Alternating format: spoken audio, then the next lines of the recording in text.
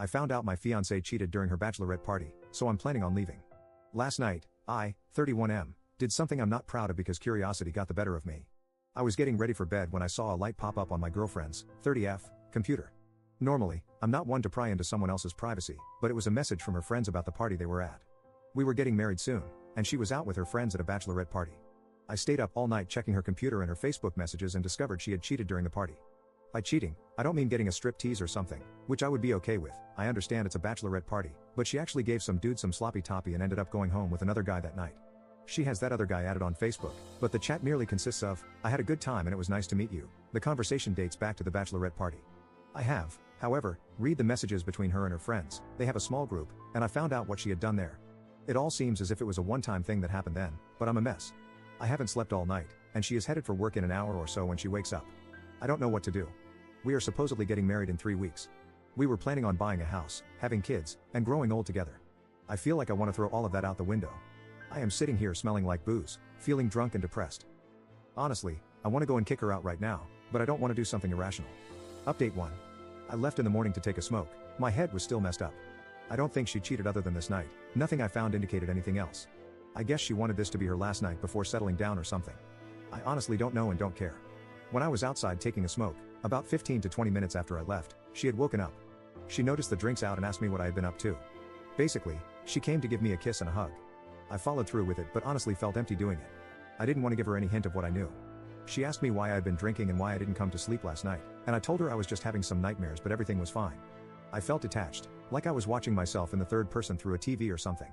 She asked me if any stress was related to the marriage and the plans. I just told her something along the lines of, "I love you. How can you be stressed about the best thing in your life?" After that, she got herself ready and left for work. So, it was time to take action. I basically started packing my most important things and I called and canceled the venue where we were supposed to have the wedding. Apparently, they took 15% of the money for canceling early because we were having such a big event. I told them it's fine, and I really don't care at this point. I also saved screenshots of everything and have taken them with me. Around 1 p.m., I called a taxi and went to stay at a hotel far away from my city. I didn't leave any notes or pictures at home, I just left. I needed the alone time in the hotel to think everything through and process what had happened. Around 3:30 p.m., my phone started getting spammed with calls from my ex-fiancée. I got calls and messages from her sister, her friends, her parents, my parents, and a few of our mutual friends. The only people I called back were my mom and dad. I have huge trust in my parents. I basically spilled the beans and told them a nicer version of what had happened. I asked my dad not to say anything and also asked my mother not to say anything. I told them it's ended, it's over, and that I won't be getting married anymore. I also told them not to tell anyone about what I told them. I didn't tell them exactly what happened, just that I found out she wasn't being loyal to me. I didn't think giving details would help in any way. Around 5 p.m., my dad called me back and told me my ex-fiancée is completely hysterical and is basically broken down. Completely not understanding what is going on, I just told my dad not to intervene and that I needed some alone time right now. I basically shut my phone down and have been staying silent ever since. Her sister knew about what happened at the bachelorette party, and I have the text to prove it. She even laughed about it and told her not to feel guilty because it's a bachelorette party, and that women should go all in on this night. I really feel like Neo in the Matrix, dodging bullets in slow motion. However, instead of dodging bullets, I have dodged an unfaithful wife, endless fights, and a ton of depression. I honestly feel a lot better knowing my life will get better. Unfortunately, she has broken down and is begging me to take her back, as is her sister and her friends. Update 2. Yesterday, my phone was being spammed by many family members from her side and friends. I had this gut feeling she was going to come up with an excuse of some sort. I picked up the phone, and the first thing I heard was a torn voice. I could hear she had been crying all day and was in a messed up state. She kept begging me to come back, that there was an explanation for everything, and that she loved me. She said I had misunderstood the entire situation. I told her to explain it to me right then and there. She said because I had only seen a small part of the conversation, it had all been misunderstood, that I should come back home, that she loved me, and that I had taken an irrational decision to leave. During the entire conversation, I was just giving really short, empty answers in a cold manner. After she told me it was all a misunderstanding, I told her to call me back in 10 minutes and to check Messenger.